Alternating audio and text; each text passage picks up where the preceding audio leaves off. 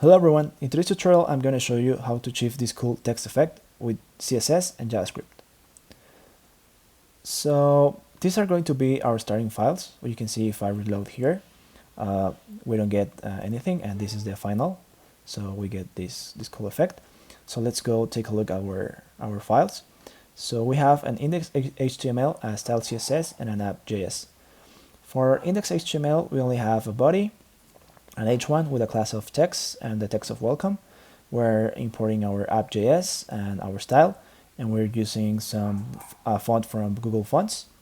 Then for our style CSS, we have a height of 100 ph, that it's viewport height, so that's for us to get like 100% of the screen of the browser. Then we have a margin of 0, a background of color of this color, that it's like this blackish color, a display of grid and place items off center. So this is allowing us to have the text center in the screen. And finally, we have a font family of Chrono 1 with a fallback font of sans serif. This is the font we're downloading from Google Fonts. Then for our H1, we have a color of white and a font size of 5 rem. Now our app.js is empty. So before we start coding the effect here, let me go back to the final and let me give you a quick overview of how this is achieved.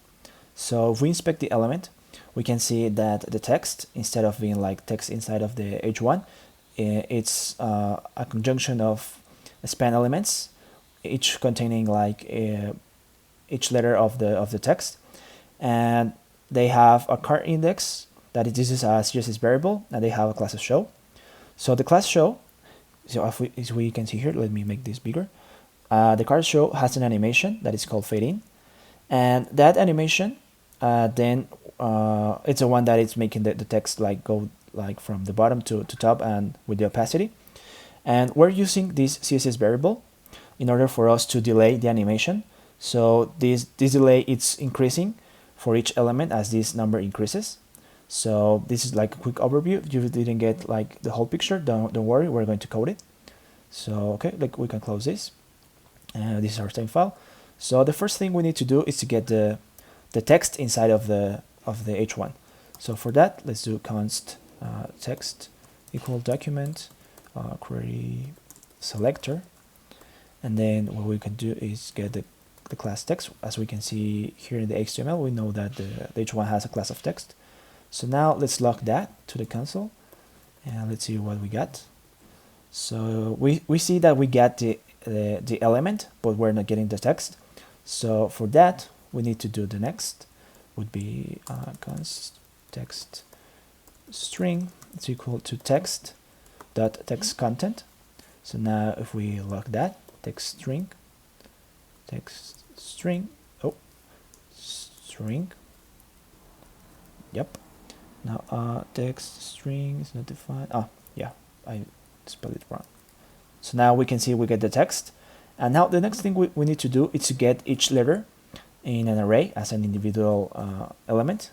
So for that, we can do const text array would be equal to text string dot split, and we're going to split that with this, and then we log that text array, and let's see what we have. Yep, we get the new element. Oh no, sorry, this is like other stuff. Yep. So now we see that we have the array with each letter inside of it. So now what we have to do is to get each letter as a span inside of the H1. So for that, we can do text array for each, and then we're going to pass like the letter, and then we get the parent element that is a text. So we do text inner HTML equal, and here we're going to use template literals to use the values of the letter. So now we close the tag, and inside here what we want it's the letter. So this code has some bugs, but I want you to see them. So now if we go back to our browser, we can see that we're only getting the letter E.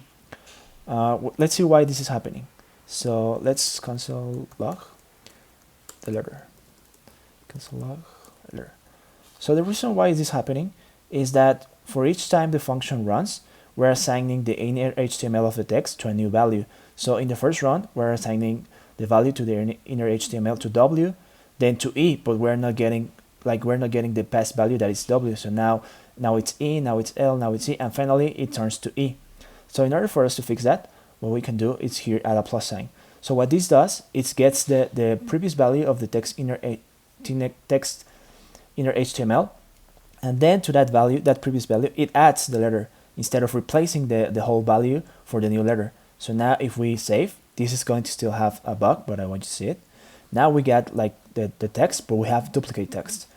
So if we inspect again the element, we can see this is happening because we have the text and we also have the spans.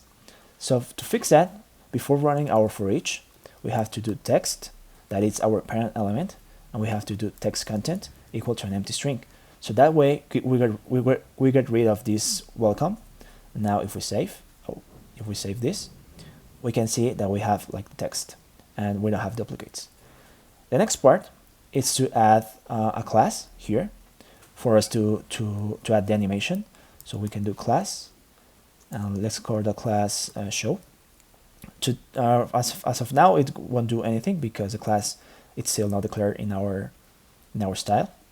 So now we can do the class of show, and then we have to add an animation, and let's create an animation first. So we do keyframes, and let's call it show, and at 0% we want the opacity to be 0, and we want to add a transform of translate y of 50%, and at 100% we want to be the opacity to be 1 and the transform to be translate y of 0.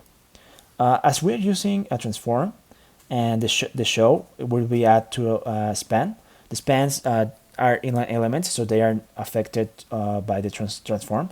So we need to add here display inline block in order for them to be used by the transform. And now let's add the animation here. So now the animation will be show, and let's put the duration like this, and let's add an async of this. So now you can see that we're having like the animation running at the same time for each element, but we don't want that. We want to each layer appear like with some kind of delay, so they don't appear at the same time. So for that, we're going to change our code here, and the for each method accept another argument that it's the index. So let's call idx, and with that idx that is index, we're going to declare a CSS variable for each one of our spans. So let's do current index, and that would be the index we're getting. So now if we inspect our spans here, let's open this, we can see that the current index is equal to the index there in the array. So this is 0, this is 1, and finally this is 6.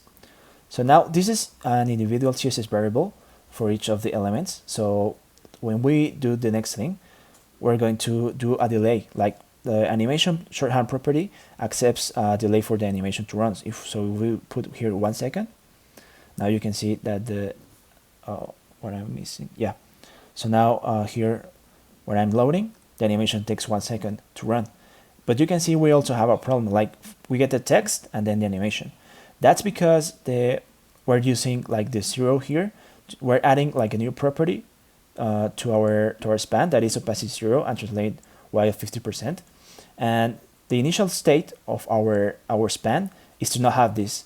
So when we're delaying the animation here, first it doesn't have like opacity, it's like 1 because that's the default value, and the transform is equal to none. Then after 1 second, we're adding this. So in order for us to fix that, we can pass the animation fill mode to the shorthand that it's backwards. So what this does is that once the animation is added, the state of the element would be the first value declared here at the 0%. So even if our default here in the span is opacity 1 and transform none, when we're backwards, then we change it to be the first value here. So it would be like if we do like this, opacity, opacity 0, and then transform, and we add the transform. but we can like reduce like some of the code if we just add backwards.